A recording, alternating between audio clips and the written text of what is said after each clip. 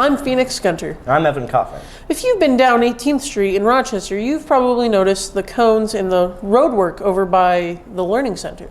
And if you live in Country Meadows, you've probably seen or heard the things that construction workers have been doing in the cornfield to the east. It is all being done to make transportation a little bit more efficient. This will impact lots of people, mainly those who walk from Country Meadows to the middle and high school, as well as those who go to the youth center. We talked to the people who run the youth center to hear their input on the situation. So they're building a road that connects State Road 14 to Apache Drive out here at the youth center. So there's going to be road, and they're also putting sidewalks in with that road. This project will be increasingly important, especially when the weather starts to get warmer. So what do you need to know? Well, the road will go behind Country Meadows into the youth center. It will also split off and go to Kroger's. They announced the new road a while back, October 11th to be exact, in the Shopping Guide News. Since then, the process has been slow. They've taken down the fence, removed all the trees, and put up a temporary fence for the kids to walk through. As the youth center starts back up, the amount of time that is going to take before people can travel on the new road is a pressing matter. So the last update I heard is that the road was supposed to be done for sure by the beginning of next school year, sometime midsummer. They had just stopped for the winter, but I think they just started working again. Many people have concerns though, especially with the removal of trees, as it seems really unnecessary.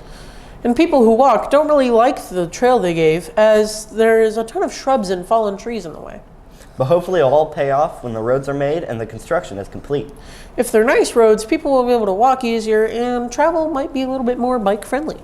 So keep a lookout as a new road might appear, connecting our town together and making our lives a little bit easier. That's all for us. I'm Phoenix Gunter. And I'm Evan Coffin. Signing off. Hello RHS, I'm Dara Strasser. Now that it's March, spring sports are started or are about to start. There are 5 spring sports at RHS, and I'm going to cover them all. Let's get into it. First, we have boys golf, which consists of a JV and varsity team. They will have 11 matches and 6 tournaments, not including postseason tournaments, which include sectionals, regionals, and state. Next up, we have girls tennis, consisting of a JV and varsity team. There are 13 scheduled matches, not including postseason tournaments, which include sectionals, regionals, semi-state, and state. Co-ed track and field is also offered, in which there is a JV and a varsity team. They have a total of 12 scheduled meets, not including postseason meets, as in sectional, regional, and state. The boys baseball team will have a lot of games in a little amount of time. There are 24 scheduled varsity baseball games, but there will be additional games, seeing that some of those are tournaments, and the JV team will have games as well.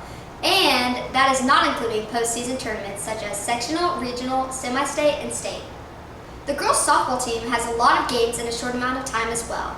There are 24 scheduled games, not including tournaments and postseason tournaments, which include sectional, regional, semi-state, and state.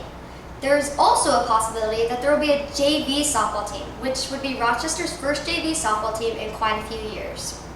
It is a given that events will be canceled due to Indiana's bipolar weather pattern. But this is what the seasons are looking like as of right now. That's a wrap on the spring sports schedules at RHS for 2024. Best of luck to all involved. I'm Dara Strasser with Zbn, signing off. Most of you probably know that children have lower attention spans now way more than ever. Is there any hope for our children? According to the Santa Maria College, the sudden surge in shortened attention spans is caused by being bombarded by social media and short-form content like TikTok and YouTube Shorts from devices. Not to mention that kids are getting internet devices a lot younger than before. According to the National Center for Education Statistics, in 2021, some 97% to 3 to 18-year-olds had home internet access. Specifically, 93% had access through a computer, and 4% relied on a smartphone for home internet access. Another reason is that stress can cause low levels of attention span as well. High school students have a lot more stress now, according to the American Institute of Stress. Gen Z has higher levels of stress compared to other age groups. Kids' content on YouTube, like Cocomelon, with lots of bright colors and a lower concentration, also have a dopamine-like effect on a child's brain. How does this affect students' learning? The Santa Maria College claims with the advent of the internet, students are used to smaller bite-sized pieces of information for learning. This can have an effect on a child's ability to learn and concentrate in the classroom with long lectures. Is there any hope for the newer generations, or are they a lost cause? Well, there may be a way to curb shorter attention spans. First of all, using bite-sized learning in schools could help students stay concentrated in class. Secondly, helping to deal with any stress through meditation or other means can help increase concentration. Shorter attention span may not be the end of our children's future, but we should prevent extremely early internet access to allow the brain to fully develop, or switch to shows that are more slow-paced for kids. There is a hope for the future. We just need to act now before internet addiction becomes more widespread. This has been Curtis signing off. Today's topic is a concerning one, in that it has made a detrimental presence in society today, mostly affecting young teenagers and young adults. The topic is vaping. Vaping is a widely popular addiction in America today, with over 4.5 Americans aged 18 and over addicted to it. Smoking devices used include E.3, vape pens, dab pens, and electronic nicotine delivery services, or ENDS. And that's just to name a few. Companies draw on these young consumers by marketing a wide variety of flavors that appeal to a younger audience. A consistent question is, why do people vape? And the answer to that is that people use vaping as a coping mechanism to fit in with friends and a plethora of other reasons. Pro-vape companies sell on the idea that vaping is safer than smoking, that it's cool, fun, cheap, and discreet. However, vapes are not at all safe. In fact, they contain lots of harmful chemicals. And studies show vaping can directly lead to many diseases like popcorn lung cancer, and heart disease. Despite the risks, vaping is still popular, and they are especially so just because of how accessible they are. Though most states say you must be over 21 to purchase a vape, people underage still find ways to buy them through friends and family or getting it their own ways. As unfortunate as it is, vaping is quite common and normalized nowadays, but this can change. And if you or someone you know is struggling with a vaping addiction, you can break the habit. There are many ways to make and follow through to make a better choice. And I'm Savannah Walters. And I'm Taylor Navarro. The boys swim team this year had a record of 10-5, and the boys got second at TRC. With the boys having a good swim season, they went the first round of sectionals at Warsaw on Thursday, February 15th, and had 8 out of 11 boys go back to swim at Warsaw again for the second round of sectionals on Saturday, February 17th. At sectional finals, Rochester sent one zebra to state, and that was senior Jake Seifert. Jake at sectional was a 500 freestyle champ. Today we would like to interview Jake on his highlight in his career. Swam competitively for 14 years, gone to state 3 times in middle school, once in club state last year and then this year. This year went pretty well, better than all the rest, PR'd in everything I swam in, and obviously topped off well going to state and finishing with the top guys. Jake was the first swimmer to make it to state in a while. That's awesome. He made it to state his senior year. That's it for today's Zbn. I'm Taylor Navarro. And I'm Savannah. Good morning, RHS. Today we will be talking about the upcoming presidential election. These past 4 years have been tough for the United States due to inflation. The health cost just to go to the doctor's office is outrageous. And we have had more illegal immigrants trying to get into the United States more than ever. This is making people very excited but also nervous for this upcoming election that will be placed on Tuesday, November 5th, 2024. Running for the Democratic Party is current President Joseph R. Biden Jr. and Dean Phillips. Running for the Republicans is former President Donald J. Trump, Nikki Haley, and Ryan Binkley. And finally, running for the Independent Party is Robert F. Kennedy Jr., Cornel West, and Jill Stein. Everyone is predicting the election to be between current Joe Biden and former President Donald J. Trump. The primary will take place on September 10th, 2024, and we will actually see who will be running against each other. That's all we have for you today. Have a wonderful day, RHS. Today we are going to be talking about the eclipse. That's right. The eclipse will be happening April 8th of this year. On the day of the eclipse, we will have an extended day of school to 3:30 p.m. This is because the school system wants to wait until the eclipse is over so students don't damage their eyes. You may not be able to see it well unless you're down south in the States, and remember to not look directly at it. If you want to see it, you should wear a special kind of glasses and take a picture. You can expect it to look like a glowing ring in the sky. This is because the moon is in front of the sun and it creates this effect.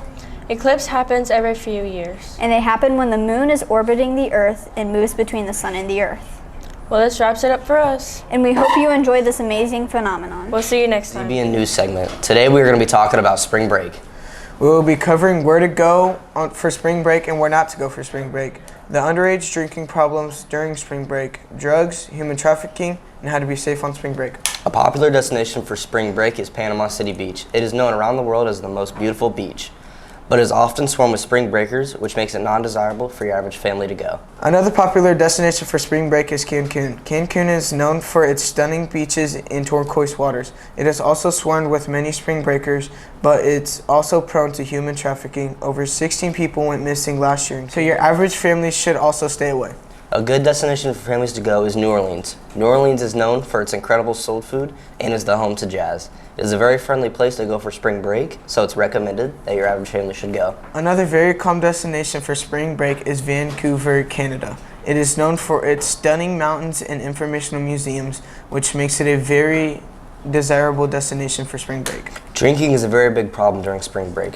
Whether it be drinking and driving, which claims over 4,300 lives every year during spring break, or the underage drinking problem.